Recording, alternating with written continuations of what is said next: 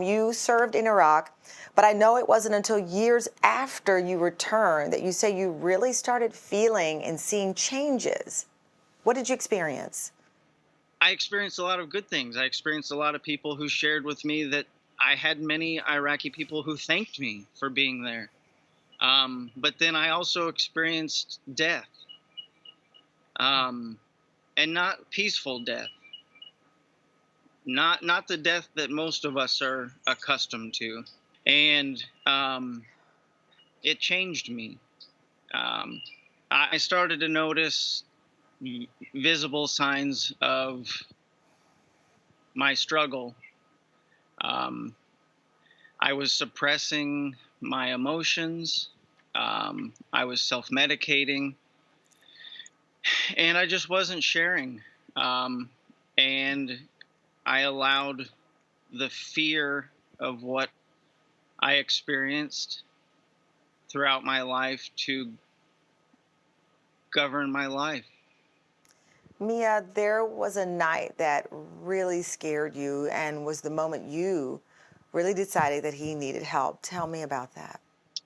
He was intoxicated and unable to be grounded in reality. So we get home, and he was expressing a lot of guilt and frustration and anger and rage, and was running in and out of the house.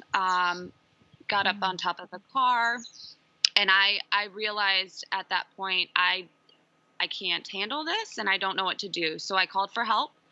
I called my in-laws, and they came over to help support us. And we decided to call the police and have Nick admitted that night. And that's really what started our journey, his journey, our journey together towards healing. Wow. Well, Mia, you say throughout all of this, you've learned that there's this stigma in asking for help, even now with all we know. There's a huge stigma, and I know that Wounded Warrior Project, it can be one of those situations where if you say yes and you show up, oftentimes that you will find there's people that got your back, and Yeah. it's an amazing experience.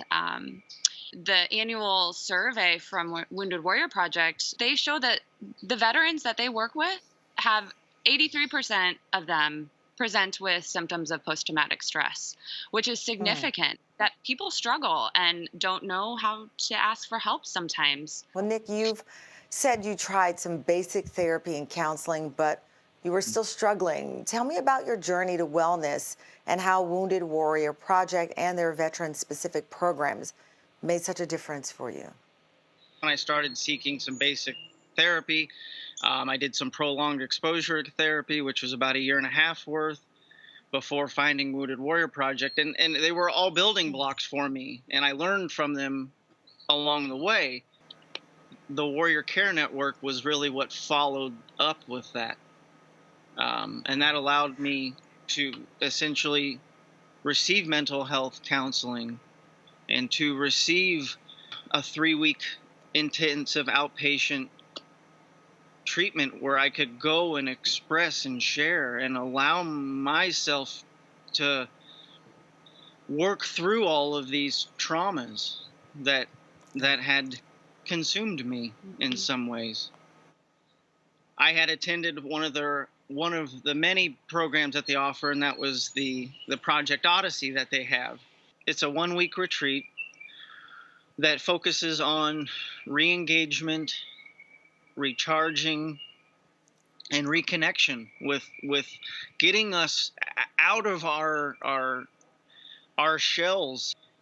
I don't think I was ready for myself to truly heal and to truly allow my walls and barriers to come down and to be vulnerable. And that is what I felt like I found at Wounded Warrior Project. It was a swift kick in the butt to get me going, so to speak.